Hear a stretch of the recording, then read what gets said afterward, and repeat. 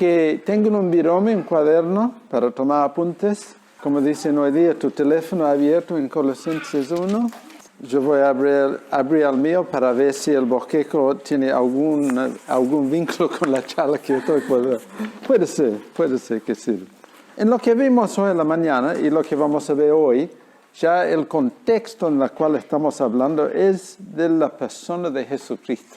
Y yo quiero que tomamos un buen tiempo para reflexionar en este tema, porque fue muy linda la introducción anoche de Ricardo, donde nos mostró de que por los errores que había en Colosa, aquí no sabemos tanto los detalles, podemos detectar nada más del texto que tenemos, pero la persona de Jesucristo los contestaba y respondía a cada uno. Entonces hoy vamos a dedicar un tiempo para prestar atención a esto y considerarlo. Cuando leemos versículos 13 y 14, al fin de lo que leímos hoy, dice así, hablando de Jesús, el cual nos ha librado de la potestad de las tinieblas y trasladado al reino de su amado Hijo, en quien tenemos redención por su sangre, el perdón de pecados.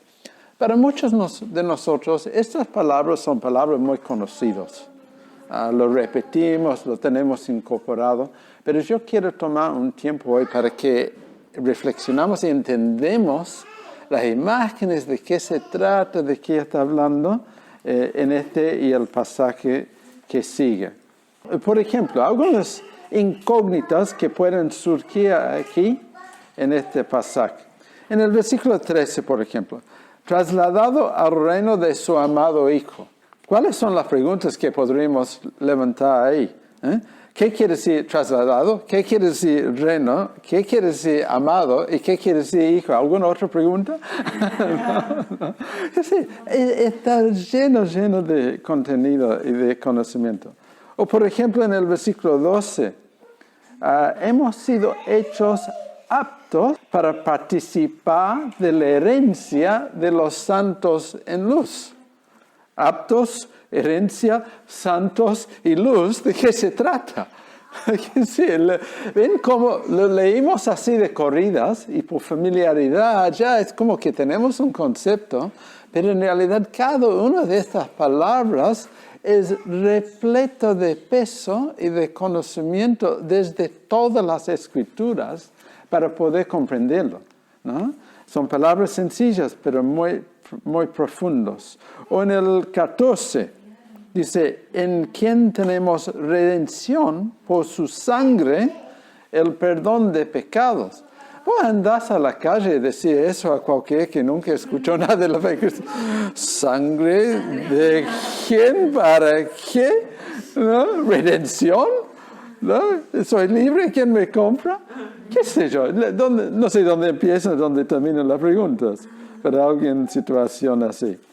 Entonces, volvemos al versículo 4 y vamos a ver cómo todo este concepto está enmarcado en la fe en Jesús.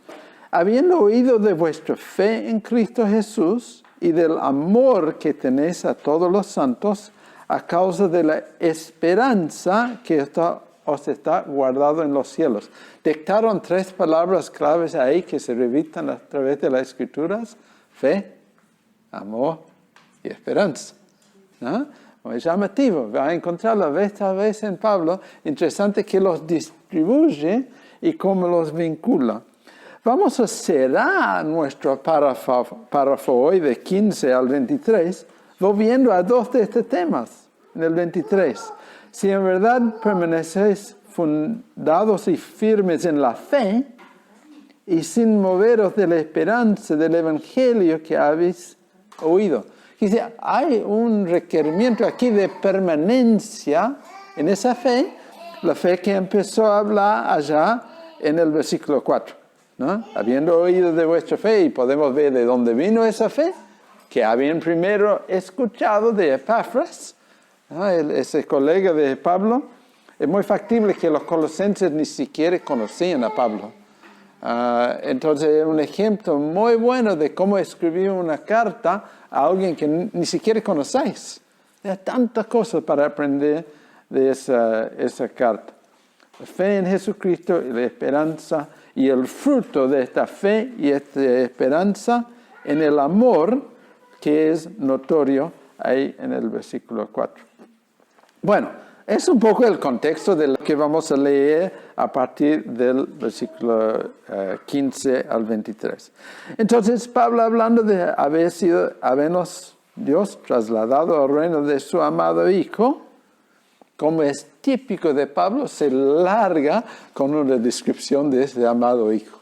Porque como nuestro logotipo casi lo capta, Jesucristo es el centro, ¿no? Y su obra en la cruz es el meollo de lo que Él tuvo para lograr el propósito de Dios en la eternidad para toda la creación. Y eso es lo que vamos a ver hoy en nuestro pasaje. No es solamente que Cristo murió para salvarme a mí de mis pecados. ¿No? La historia del universo revuelve alrededor de la muerte de Jesús en la cruz, como vamos a ir viendo. Entonces, ¿qué podemos decir de ese amado Hijo de Dios del versículo 13? Es el tema fundamental de nuestra charla ahora y también de todo el libro. Cuando llegamos a ese párrafo de 15 al 23 en mi Reina Valera, hablando de Dios, tenemos que manejar cómo la Biblia utiliza palabras. Porque es palabra, estamos leyendo palabras, estamos leyendo un texto, una comunicación, ¿no? Y encontramos que está llena de paradojas y enigmas. Cosas que parecen contradictorias, cosas que no se encuentran, cosas que no terminan de cerrar en la lógica, pero a lo largo seguimos leyendo y encontramos una muralla de complejidad, un foto completo que es una maravilla. Y al fin del día, una de las razones por las cuales yo soy un cristiano, porque Dios cierre todo. Mejor todavía, en Jesucristo todo cierre, todo se encuentra, todo tiene su sentido, su lugar. Pero parece a primera vista que está llena de paradojas. Por ejemplo, la imagen de Dios invisible, la imagen de algo que es invisible, ¿me entiendes? Y ahí arrancamos, y de ahí sigue. Entonces necesitamos profundizar en eso para poder comprenderlo. Dios se ha dado a entender en palabras humanas, lo nuestro. ¿Qué cosa? Que Dios, que es invisible, que está allá en el cielo, utiliza palabras humanas para comunicarse con nosotros. Para algunos eso es una barrera demasiado grande. El ser humano y Dios no pueden relacionarse. Para San Tomás de Aquino, Dios era no conocible. Es tan diferente y tan distinto a la humanidad que el ser humano no puede conocer a Dios en sí mismo, ¿no? Por supuesto hay un puente que vamos a ver, pero Dios en sí no se lo puede conocer de acuerdo a Tomás de Aquino. No comparto el punto de vista de Tomás de Aquino en esto y varios aspectos más tampoco. Pero en eso, fíjate, somos hechos a la imagen de Dios. Entonces, no hay nada en nuestra realidad que a la persona, el ser de Dios le escapa. Somos distintos. Y eso vamos a ver, somos totalmente distintos, pero si lo puedes decir así, no somos totalmente diferentes. La capacidad de comunicación, en comunicación a nivel sofisticado, está inherente en Dios mismo, quien nos ha hecho a su imagen y cómo nos hizo, con palabra, con la palabra. Entonces, la onda moderna del deconstructivismo, si alguien me entiende, ¿no? Y que la comunicación efectivamente en la filosofía moderna es imposible y es gracioso que nos lo pueda decir, lo podemos entender. ¿Me entienden? Pues sí, es ilógico lo que están diciendo. Y para nosotros como cristianos, y eso es lo que yo quiero que vean en esta mañana, para nosotros como cristianos todo esto tiene sentido. Mientras para el académico en la universidad no cierre, no termine de cerrar. Es paradójico, para nosotros nuestros enigmas y paradojas cierren, Y para el académico, que supuestamente es lógico y racional, mentira, en Gaú, dicen en guaraní, ¿no? Él no cierre su lógica, nunca termina su argumento, y eso vamos a ver un poco más adelante también. Entonces, Dios utiliza palabras humanas. No por eso podemos decir todo lo que es Dios. Dios nos ha revelado lo que nosotros necesitamos saber. Y eso es muy importante. De Dios podemos conocer, por medio de la palabra y palabras, lo que necesitamos saber. No en eso quiero dejar de lado el aspecto espiritual tampoco. Dios es quien, por su espíritu, en los que están abiertos, atentos, y donde Él está moviendo, escribe sus palabras en nuestros corazones. Y es la única manera que al fin del día podemos escuchar, entender, comprender de la palabra de Dios, ¿no? Viene de Él y depende de su revelación. Él ha revelado lo que necesitamos saber en lenguaje comprensible. Lo podemos entender. Esas palabras tienen sentido y nos llega con lo que Dios quiere comunicar. A la vez, necesitamos respetar las limitaciones de hablar utilizando palabras de cosas trascendentes, más allá de lo que Dios ha revelado, acordando que Dios es tan inmenso que el universo entero, Dios lo hizo para sí. Entonces hay límites, reconocemos también. En ese sentido yo digo que tendríamos que tener un santo agnosticismo con respecto a nuestras propias capacidades. Que no nos agrandamos y enorgullecemos de nuestra capacidad intelectual, de conocimiento.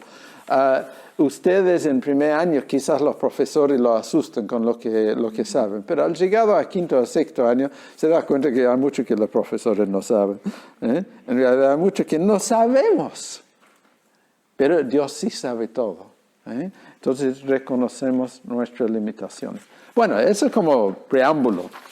Entonces vamos al primer tema, la imagen de Dios invisible. Ahora, lo quiero decirla fino y de a poco. No tenemos problema con el concepto de imagen. ¿Qué es una imagen? Decinos, diseñador, ¿qué es una imagen? La representación de algo. Interesante. Yo habría pensado que era una representación visual de algo. ¿Estoy equivocado?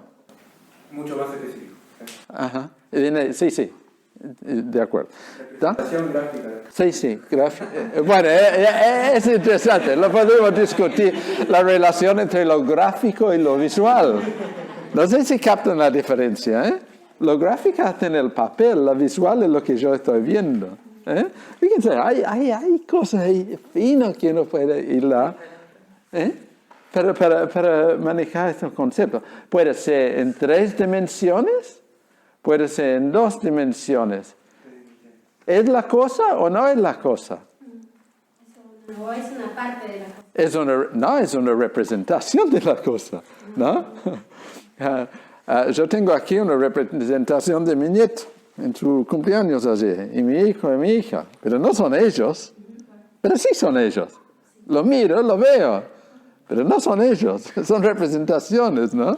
Es complejo. Entonces, no tenemos tanto problema con el concepto de imagen, es la representación de algo que existe o puede ser imaginario, como toda la onda moderna de películas y inteligencia artificial, que nos va a complicar lo que es la filosofía. Pero Elon Musk está hablando del fin de la humanidad a través de la inteligencia artificial, así quién sabe dónde nos lleva. Pero imagen entendemos, hasta ahora, por lo menos. Imagen entendemos, hasta ahora. Y de lo invisible. Nosotros tampoco tenemos problema de lo invisible. La electricidad, el sonido, el wifi. Con tu vecino, yo quiero un poco de interacción. Con tu vecino, describir sonido. Dale, tenés un minuto. Describir sonido. Se puede representar sonido con imágenes, con gráficos. Lo podemos representar con palabras. alto, bajo, fuerte, suave, ¿no? Pero sigue siendo invisible, ¿no? Por más palabras que usamos. Pienso en un ecualizador con las luces, ¿no? Y suben, bajan las luces. Puede ser por volumen, puede ser por frecuencia, otra representación que ni sabemos de qué estamos hablando, de ondas que ni sabemos cómo se relaciona con sonido, y menos con luz, y menos con energía. Entonces tenemos representación de lo invisible, no por eso nos dejó de existir. Al contrario, ¿no?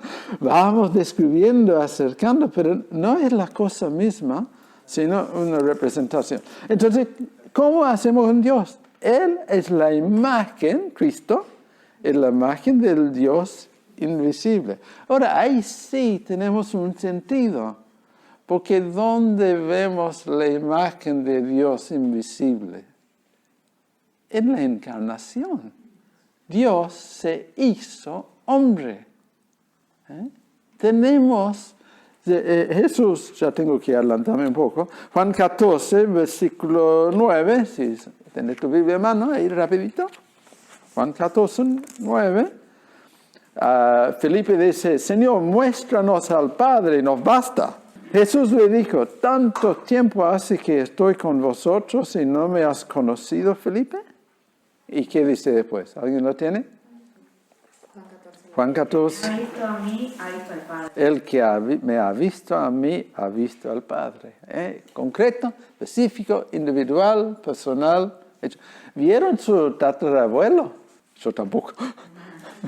Ni siquiera una foto. A ver, bisabuelo, sí, tatarabuelo, no creo. ¿No existió? Es una estupidez, si no le tenía voz. Pensando lo mismo con Dios, sino que yo. ¿Cómo vamos a decir que no existe? El hecho de que no lo ves, ¿qué importa?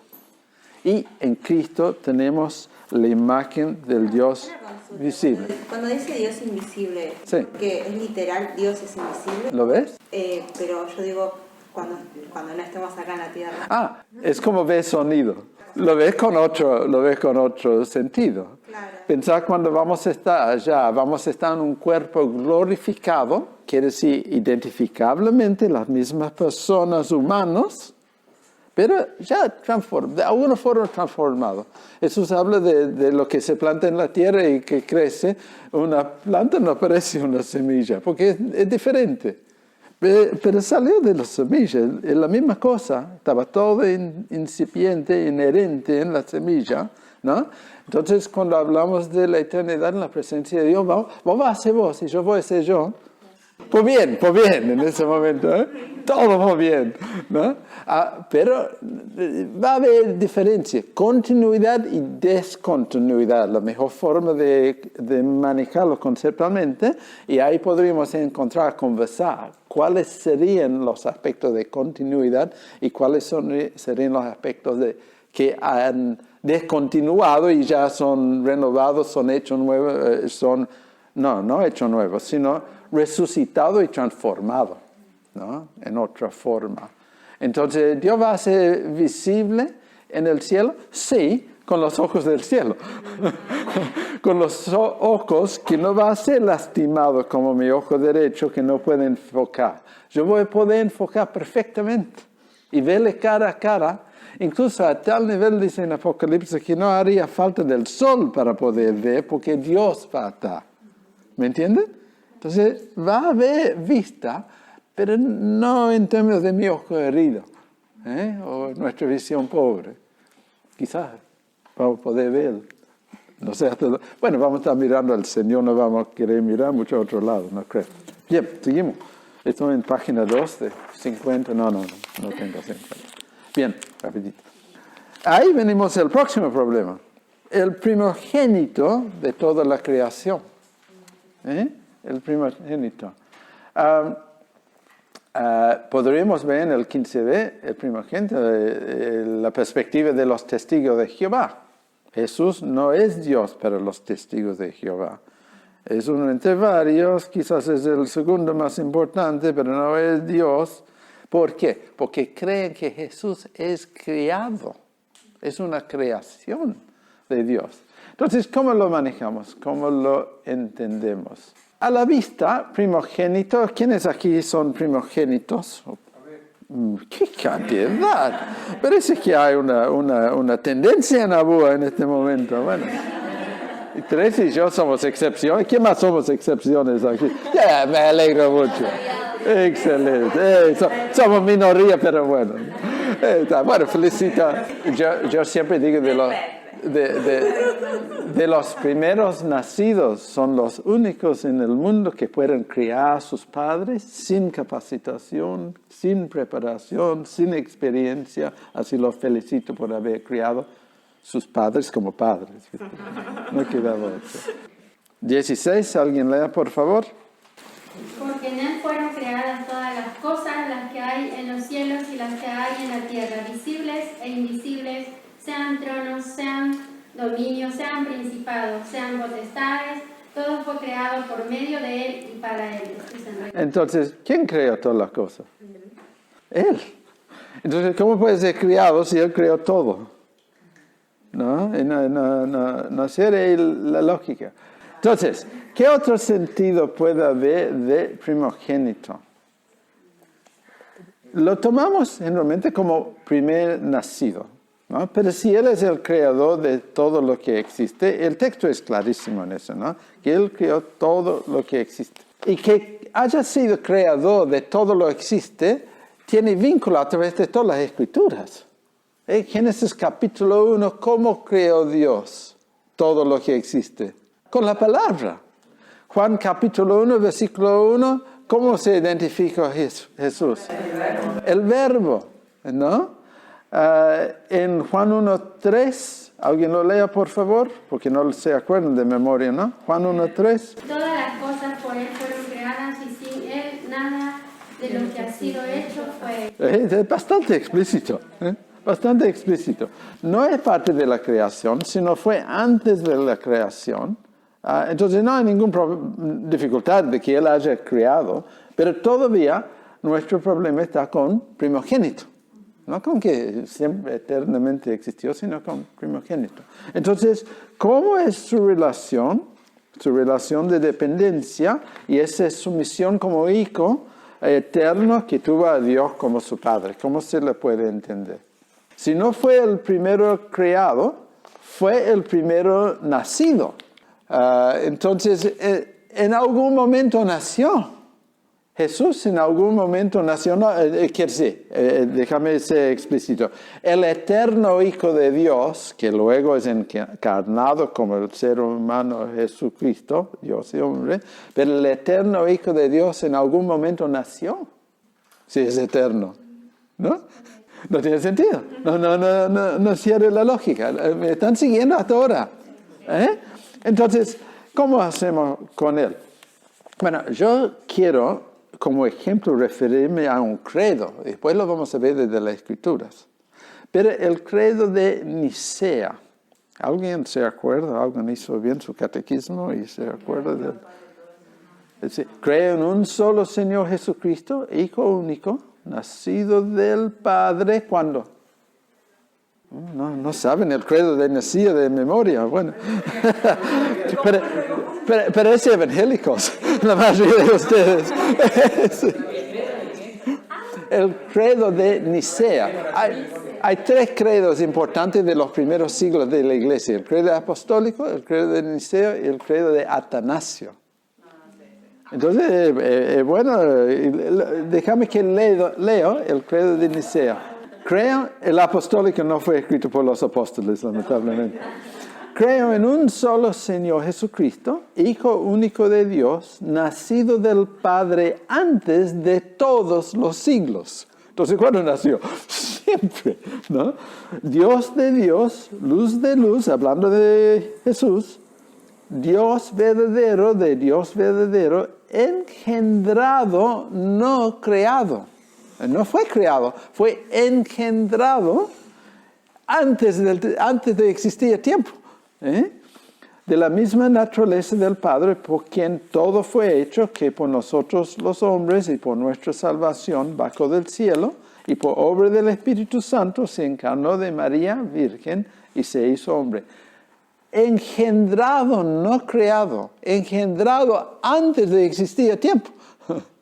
Entonces, eternamente engendrado por Dios lo expresa el credo. Muy interesante lo que dice el credo. Volvemos al texto de la Escritura para ver cómo seguimos manejando entonces el concepto de primogénito. Génesis 25, 24 al 26. ¿Quién lo lea? Génesis 25, 24 al 26. ¿Quién lea, por favor? Cuando se cumplieron sus días para dar a luz, aquí había gemelos en su vientre, y salió el primero rubio y era todo velludo con pelliza, y llamaron su nombre Esaú. Después salió su hermano, grababa su mano al calcañar de Esaú, y fue llamado su nombre Jacob. Y era Isaac de edad de 60 años cuando ella los dio a luz. Una historia de dos hermanos. ¿Quién nació primero? Esaú. ¿Quién nació después? ¿Quién es el primogénito? Esaú. El rubio, pero lo llamaron rojo. ¿Por qué? Vamos al capítulo 27, 35 al 37. Ahí estamos hablando de Jacob y Esaú. Esaú, primogénito, y Jacob, su hermanito engañador, malvado, que llegó a ser uno de los pilares de la fe judía y por lo tanto de los cristianos.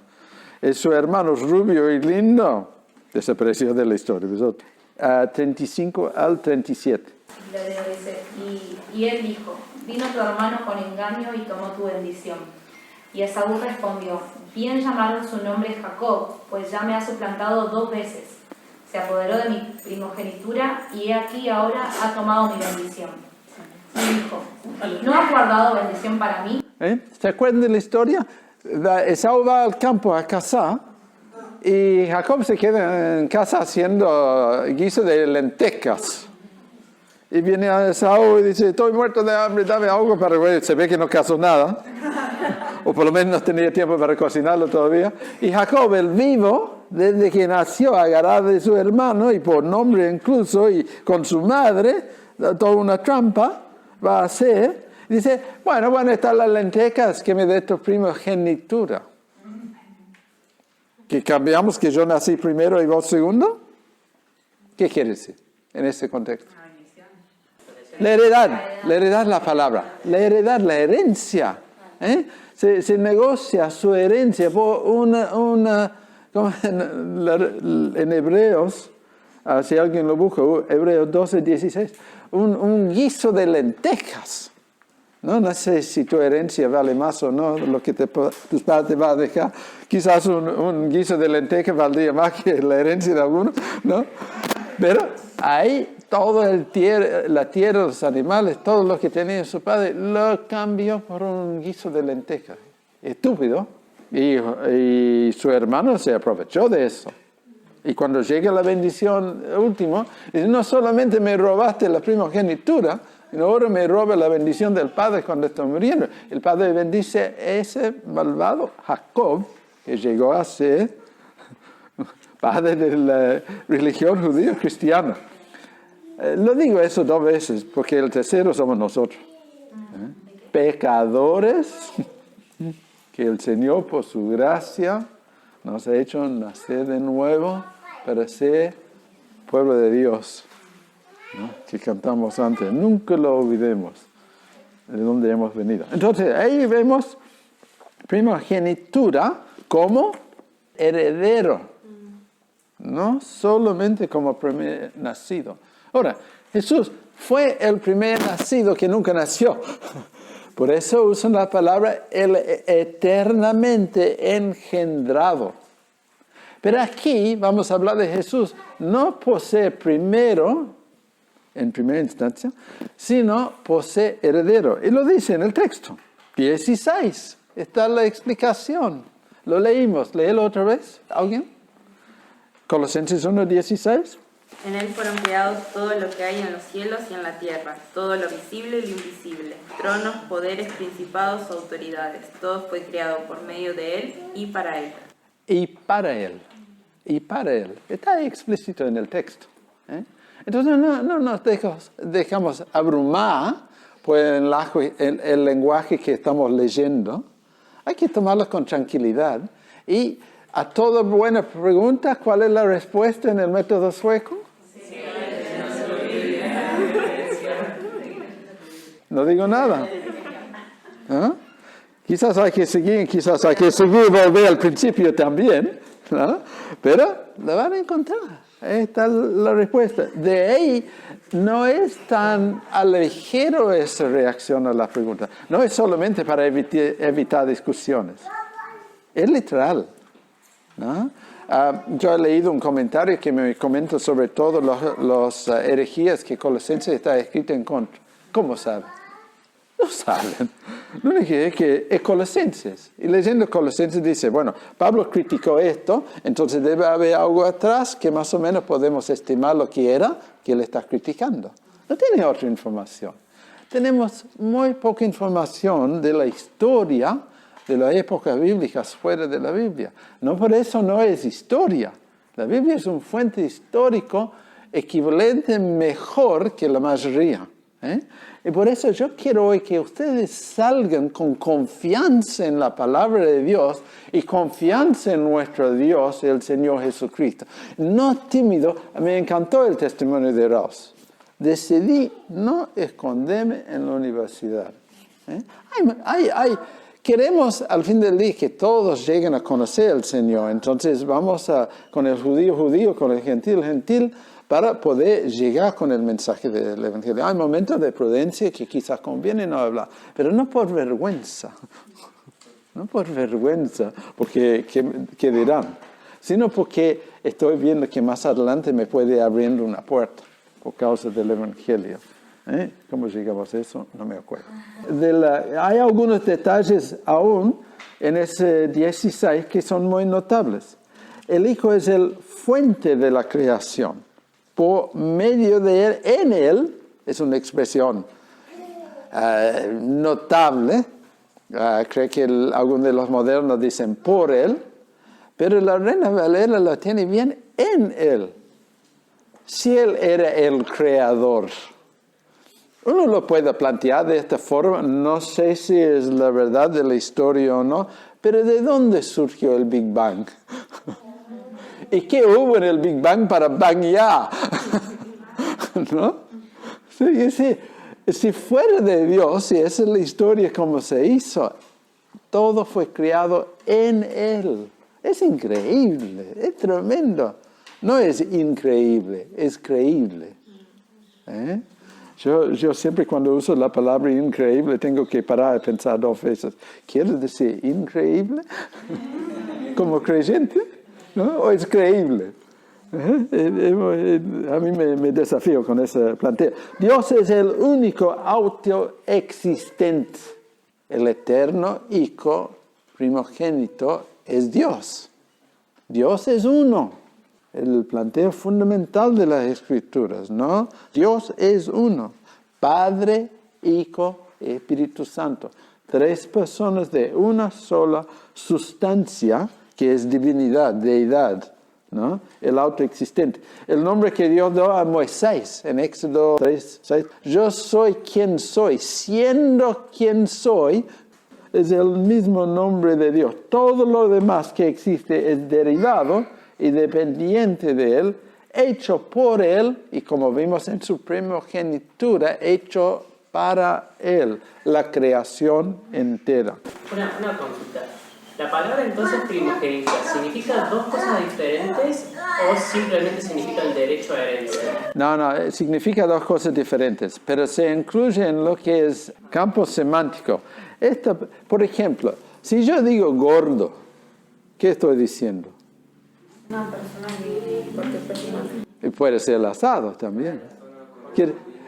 Puede ser una persona inmensa o puede ser el asado, había mucha gordura. O puede ser un árbol. Quiere decir, la palabra gordo, ¿y cuánto gordo? ¿Es este? ¿O es este? ¿O es este? ¿O es este? ¿O es este? Eso se habla de un campo semántico en el concepto de la palabra. Entonces, primogenitura tiene en su campo semántico por el uso de la palabra, primer nacido y heredero. Y puede ser más también, que podemos ver más adelante. Es un gran error teológico buscar el sentido de la palabra en su etimología.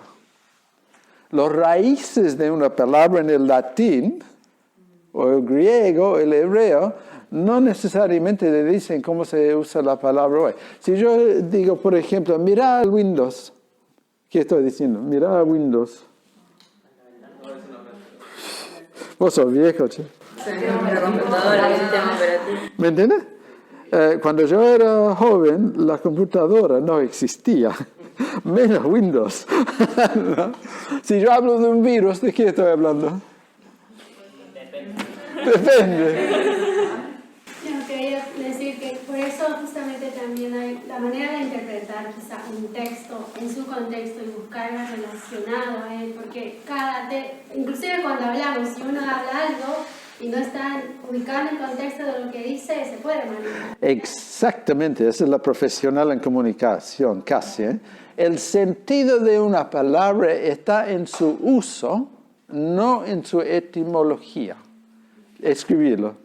El sentido de una palabra está en su uso. ¿Cómo se usa la palabra? Ahí captas el sentido. No en su etimología, su raíz en el latín, el griego, lo que fuera, el francés. Muy importante ese detalle. La etimología te puede ayudar en algunos aspectos, pero no te dice cómo se están usando la palabra. Si uno va a la calle con los raperos y escuchan su lenguaje, la etimología, ¿qué tiene que ver? ¿Viste? Hay que captarlo en su contexto, el sentido, para entenderlo. Por eso estamos viendo el sentido aquí de primogenitura y no buscando solamente su origen, porque seguramente su origen era primer nacido. No tengo ninguna duda de eso. Pero a lo largo de la historia, ¿qué quiere decir el primer nacido? En la historia era el heredero, la autoridad, el que tenía el derecho de ser rey, no sus hermanos, los emperadores lo cortaban la cabeza para que no compitan. ¿Me entiendes? Entonces, el campo semántico se va agregando y en el tiempo el énfasis puede caer en un aspecto distinto. ¿Está? No, lo que estás diciendo es que básicamente en esa cultura, en ese contexto, se usaba muchas veces el término primogénito para decir el heredero. Sí, pero lo que estoy diciendo, más que eso, yo solamente necesito leer el texto para descubrirlo. Porque el mismo texto me lo muestra.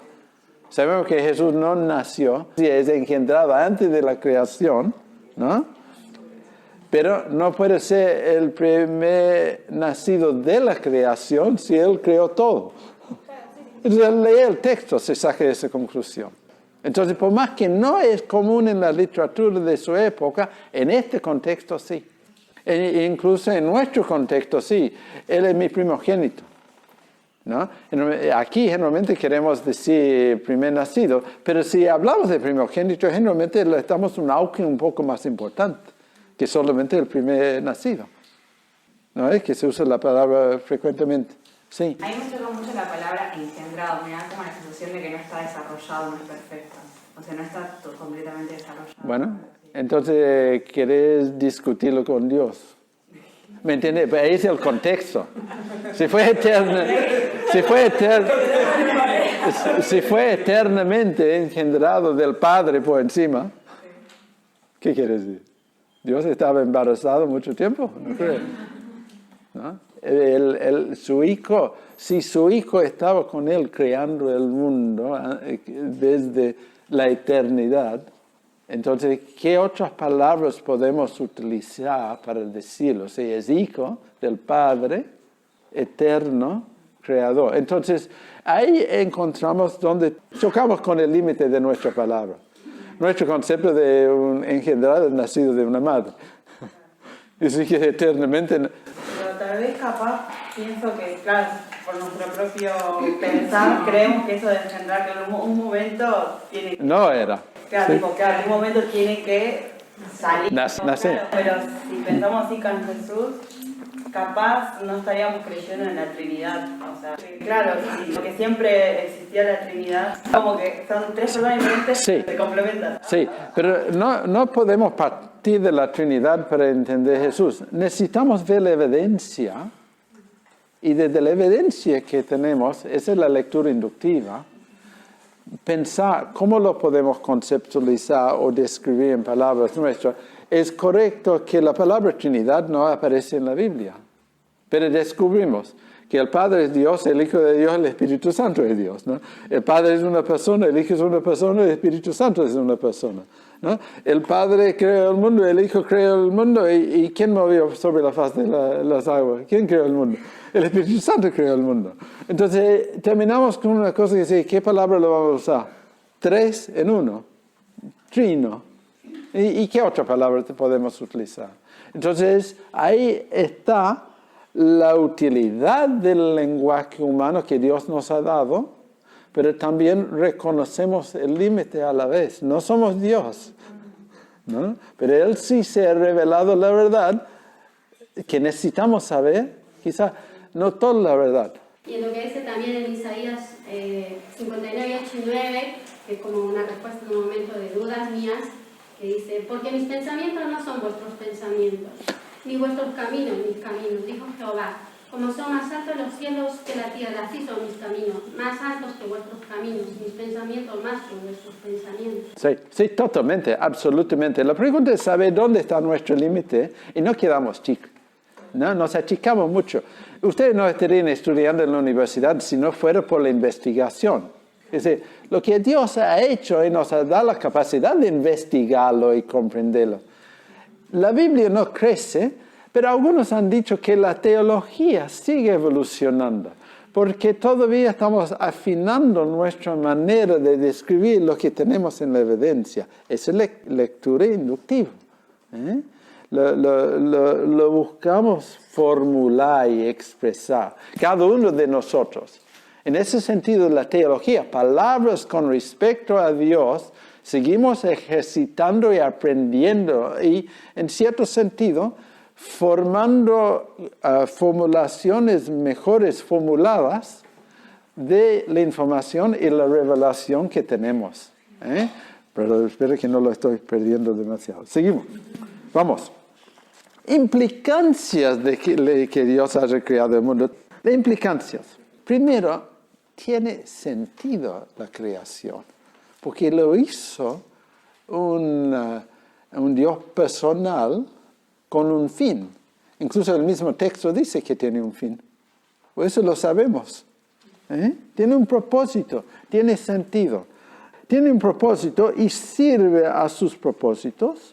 Tiene un diseño inteligente, ustedes saben eso por sus estudios en la universidad. Es increíble el universo.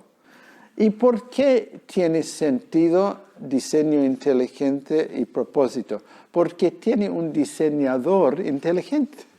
No nos achicamos frente a las ciencias ni la universidad. No nos están diciendo nada que nosotros ya no tenemos fuente, origen, historia y sentido, y por encima somos herederos en Cristo. Entonces, el conocimiento, la ciencia, es nuestra herencia. El pobre pagano profesor que está investigando toda esa ciencia, descubriendo esas cosas, hay que agradecerle, muchas gracias. No lo digo, pero va a ser mío, y a menos que te arrepientes, confía en el Señor Jesucristo, no va a ser tuyo. Así, gracias por tu esfuerzo, esclavo, trabajando a mi beneficio. Tengamos otra perspectiva de la realidad que nos rodea. Nos sentimos así asustados. ¿Y cuáles serían las alternativas? Sin Dios en la creación, ¿qué sentido? Háblalo, 30 segundos, porque el tiempo nos va rápido. ¿Qué sentido tendría la creación sin Dios? Bueno, suficiente, porque no hay nada que decir. ¿No es cierto? El sentido que yo lo doy. Y mañana sos polvo. Y si mi sentido es diferente del tuyo y están en conflicto, vamos a la guerra. Es una locura. Los corrientes actuales sin Dios. Quiere decir, segunda implicancia, quiere decir que no hay cosa, ni persona, nada, ni nadie que no cumple con los propósitos de Dios en el gran panorama del esquema. El presidente Fernández, el dictador Putin, presidente alguno dice, el Papa, tu pastor, vos, tus padres, tus profesores, más cuando salí mal, ¿no? Satanás, todo fue creado por Dios, por Él, en Él y para Él. Ay, lo dejé regulando. Todos estos, ¿cómo sirven en el panorama grande de Dios? Hay un buen libro allá en la mesa que se llama El Gran Panorama Divino. Los animo, si no tienen una copia, lo pueden comprar. Versículo 17. No solo los crió, sino también los sostiene. Los sostiene.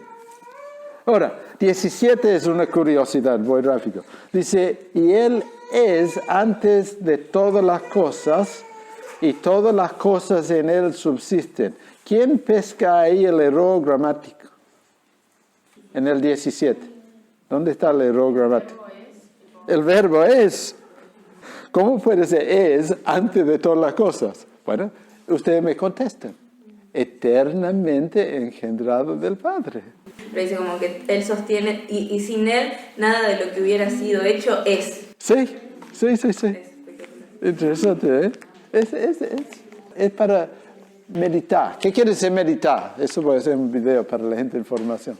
Meditar quiere decir pensar. No es otra cosa. Meditar quiere decir pensar. Meditar en estas cosas, pensarlos, ver cómo captarlo, entenderlo, comprenderlo, ver que son la verdad, que no estamos verseando. No quiero que lean la Biblia porque yo lo digo, es así. ¿Qué tiene que hacer? Seguir leyendo su Biblia cuidadosamente. Bueno, Él sostiene todo. ¿Cómo nos impacta el hecho de que nuestra misma existencia depende de Él momento a momento? ¿Qué nos impacta en la vida? Que nuestra existencia permanente depende de Jesucristo, el eterno Hijo de Dios. Primero, oración. Oramos, le pedimos cosas, porque dependemos de Él. Y la cosa más maravillosa es que por ahí contesta. La oración no tiene mucho sentido si Dios no va a contestar. Y Él nos anima a orar porque Él contesta. Segundo, el hecho de que Él nos creó y nos sostiene implica que hay una igualdad entre seres humanos hechos por Dios a su imagen, que a nosotros no nos da pie de adueñarnos de nadie, ni de imponernos en forma indebida a nadie. Hago algunas calificaciones, porque relación empleador, ¿no? Esposo, esposa, hijo, padre, hay un montón. Gobiernos, ciudadanos, todas las relaciones tienen su lugar y su relación. Pero nadie se adueña de nadie. ¿Cuál es el fundamento del derecho en la Constitución argentina? El derecho a la vida. La vida. ¿Por qué? Porque fuimos criados por Dios.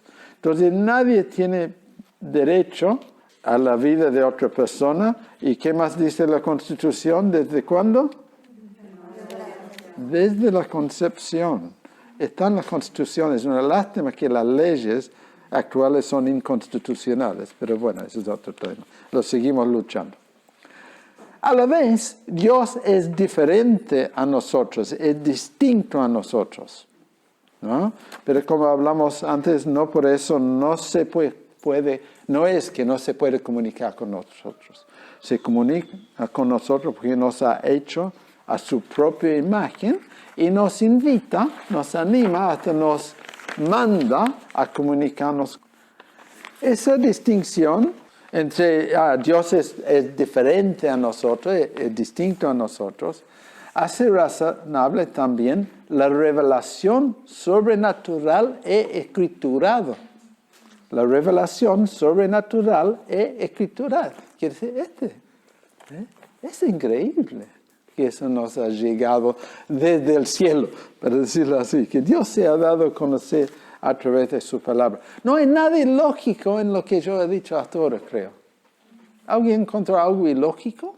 Y cuarto, en esa diferencia entre Dios y nosotros, ¿somos autónomos? ¿Somos autónomos como personas? ¿Qué es autonomía? Esa es la pregunta, creo. Esa es la pregunta, ¿qué es autonomía? Lo que quiero enfatizar aquí es nuestra dependencia absoluta de nuestra existencia, permanencia aquí en la tierra, nuestra dependencia en Dios. Nuestra dependencia de Dios. Absoluto, absoluto. Ahora, lo quiero leer los últimos 2 renglones de una poesía. En 1875 se llama Invictus, famoso. Soy el amo de mi destino, soy el capitán de mi alma. ¿Se acuerdan de eso? ¿Lo hayan escuchado? ¿No? Poesía famosa para los que lo conocen. Soy el amo de mi destino, soy el capitán de mi alma. Esa es la filosofía del mundo. Yo estaba hablando de alguien que no le gusta que alguien le diga qué tiene que hacer. ¿Y qué problema es que tenemos que alguien nos dice qué tenemos que hacer? Más si es sabio, inteligente y conviene. ¿Por qué somos tan reacios, tan rebeldes? Queremos salir con lo nuestro.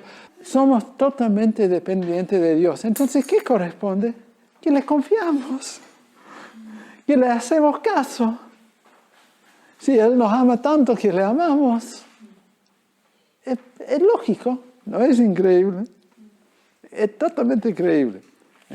La Biblia no nos da ningún sentido de nuestra autonomía. Al contrario, somos totalmente, permanente y dependientes. Fíjense la ironía. ¿Cómo pudo el poeta escribir soy el amo de mi destino, soy el capitán de mi alma? ¿Cómo lo pudo escribir? Porque Dios lo había creado, le ha dado inteligencia, conocimiento, le había hecho toda la creación para que le hagan un lápiz para poder escribirlo. Y él sí, Dios no existe. Esa es la reacción. El mundo es risable en su reacción a la palabra de Dios, a la revelación de Dios, al conocimiento de Dios. ¿Quién tiene un mensaje de vida, de sentido, de lógica, de alcance, de amor? ¿Te animas? Será la boca. ¿No? Pablo dice, el amor de Cristo me constriñe. En ese sentido, la perspectiva bíblica está totalmente cruzada con la cosmovisión del mundo en nuestro tiempo. ¿No? Cuando había la cristiandad, había ciertas cosas en comunes, pero hoy día es cada vez más difícil encontrarlo, y no es de sorprendernos si el mundo se burla y después se enoja con nosotros. A ver, ya está existiendo, te escucho. La frase no estaría bien, porque si el tipo no depende de Dios, entonces está usando su libre albedrío, ¿no? Decidiendo lo mismo. Libre albedrío es una tautología, es repetir la misma cosa 2 veces. Su capacidad de tomar decisiones, de escribir, hablar, sí, que Dios le ha dado. O sea, si él, Sí. Quiere decir, él está actuando en ignorancia, y el camino en el cual le lleva, en rebeldía a Dios, le lleva a una destrucción eterna. Si él es capitán de su destino, ¿sí? porque él no está siguiendo, no depende de Dios. Entonces él decide formar los caminos, pero es su decisión. Él piensa que no depende de Dios. ¿Vos pensás que no depende de Dios? Es que con el tema del libre albedrío, sé que en parte él decide ir a contra, pero o sea, al fin y al cabo la voluntad de ese es. ¿Cuál es el límite del libre albedrío? ¿Vos pusiste 2 mudas de ropa hoy o uno solo? ¿Cómo? ¿Cuántos pares de zapatos tenés puestos? ¿Vos podés elegir 3 pares de zapatos para poner hoy? Quiere decir, la capacidad de decisión que tenemos, para empezar, es muy restringido. Muy restringido. Comiste un solo desayuno hoy, si comiste. No comiste 25. Con libre albedrío vos podrías haber comido 30 desayunos. Así que, no es así. Nuestra vida, nuestra capacidad de decir por sí es muy restringida. Mucho más de lo que imaginamos. Y más ahora con la tecnología que nos tienen. Nos llevan donde quieren. Y nosotros pensamos que nos están llevando donde quieren. No, pensamos que yo decidí lo que miro por YouTube. Pero si solamente lo que me presenta en YouTube es lo que tiene. Entonces, tenemos que entender que la soberanía de Dios no es al par con nuestra capacidad de tomar decisiones y actuar. La soberanía de Dios está totalmente por encima de una decisión que podemos tomar nosotros. Estamos en sus manos. Y como creyentes somos conscientes de que estamos en sus manos. Entonces, cuando tomamos una decisión, queremos tomar una decisión que está conforme a su voluntad. Entonces, la decisión de Él es la decisión nuestra. Queremos que sea lo mismo. Pero en rebeldía rechazamos la autoridad de Dios sobre nuestra vida y queremos gobernar nuestra propia vida a nuestra manera. ¿Y dónde nos lleva? Donde Dios tiene preparado. ¿No? Al fin y al cabo, porque como somos creación de Él, aunque uno decida no depender, decir, bueno, si Dios quiere que haga eso, lo voy a hacer, aún así hay siempre dos caminos. Aunque viva en la ignorancia y no crean en mi vida, no crean en el infierno, así que yo controlo mi vida y mi destino y iré donde quiero ir, a la tierra o bueno, lo que sea. Pero al fin y al cabo, al final sí, siempre dependemos todo de Sí. Y tomamos un poco diferentes planos. Yo tomo decisiones, yo soy hermano, Dios me hizo así, ¿no? Voy a levantar el papel o lo voy a poner en la mesa. ¿Qué voy a hacer? Decido, lo levanté. ¿No?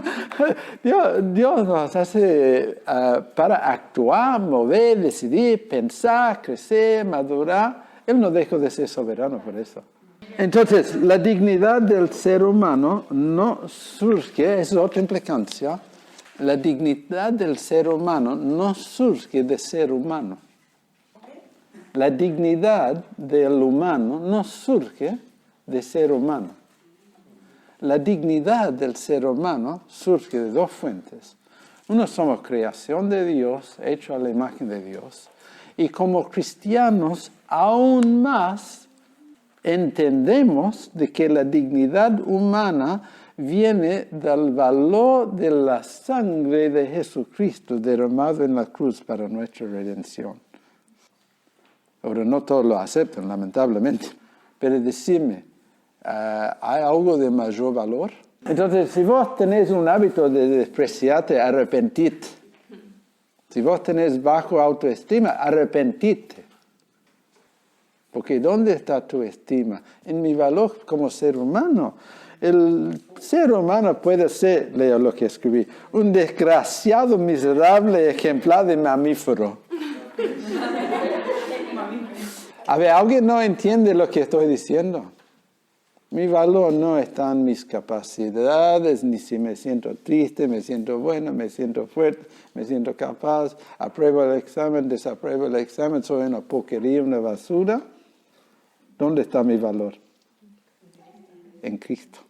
Mi valor es la sangre de Jesucristo derramado por mí. ¿Alguien quiere darme mayor valor? No hay mayor valor. Yo soy hijo de Dios. Hija y hijo de Dios ustedes. Y todo eso viene de la creación. Todavía no llegamos a la redención. Es tremendo. La dignidad del ser humano no se limita a ser un ser humano. Nosotros sabemos es que viene de Dios mismo. Bueno, estamos llegando casi cerca al propósito que Dios tuvo por su creación.